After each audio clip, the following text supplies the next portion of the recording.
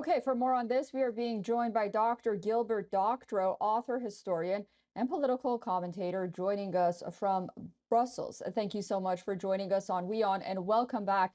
So, Israel's Western allies are telling Israel to show quote unquote restraint.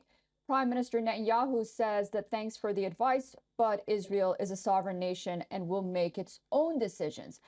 I would love to get your thoughts on this development and these developments, first of all. And second of all, do you think we'll see some of these alliances waning? I'd like to call attention to the distinction in likely reactions to any Israeli attack now in response to the past weekend's Iranian bombings of Israel. The distinction is between the United States and its allies, particularly the European allies. The distinction arises because of the status of these various countries in the 2015 Joint Comprehensive Plan of Action. That's to say, the Iranian nuclear deal, which was an exchange of trade concessions, the release from sanctions, more normalization of the economic relations with Iran, in exchange for Iran submitting to inspections that would ensure that it is not proceeding with a suspected or alleged nuclear weapons program. The United States, under Donald Trump, pulled out of that. The European countries did not. And the result is that the Europeans today are much more cautious about Iran than the United States is. The European countries have had a discussion over whether or not the Revolutionary Guard of Iran should be named as a terrorist organization. There was a big dispute, and that notion did not pass. It didn't pass because the European countries do not want to let go of Iran. They are afraid of what might develop into a nuclear weapons program and generally in the armaments of Iran if relations become hostile as they were before this 2015 agreement. The United States does not have any such interest, material interest, in maintaining some kind of relationship with Iran.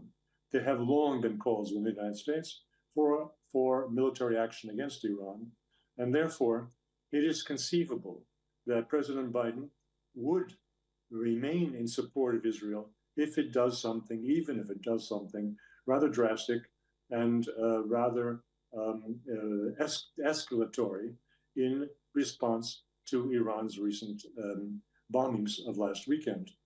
The Europeans are unlikely to follow suit. And since we're talking about the Biden administration, I guess some are wondering whether even President Biden wants to hold Israel back from this possible retaliatory attack. And if it does, would it be able to persuade Prime Minister Netanyahu to do that? I think Biden and Netanyahu have something in common. They are both gambling everything for the sake of re-election. Mr. Biden's electoral chances have been diminishing, particularly now in light of higher fuel prices, which are of great importance to the decisions of the American electorate. And if you look at the relationship with Iran and the possibility of a confrontation with Iran, for Biden's chances, that paradoxically could enhance his chances. Most of the Republicans are in favor of a conflict with Iran. They have been for decades. A large portion of the Democratic Party also has hostile feelings towards Iran and would welcome rather than become averse to a military clash with Iran. So from an electoral standpoint, Mr. Biden, just like Mr. Netanyahu, could conceivably profit from the countries going to war. Very interesting. Dr. Gilbert Doctorow, thank you so much for that excellent analysis and taking us back all the way to the JCPOA and now to the upcoming elections to both countries as well. We'll be following this story very closely, and I do look forward to speaking to you again very soon. Thank you. Well, Thanks for the invitation. For all the latest news, download the WION app and subscribe to our YouTube channel.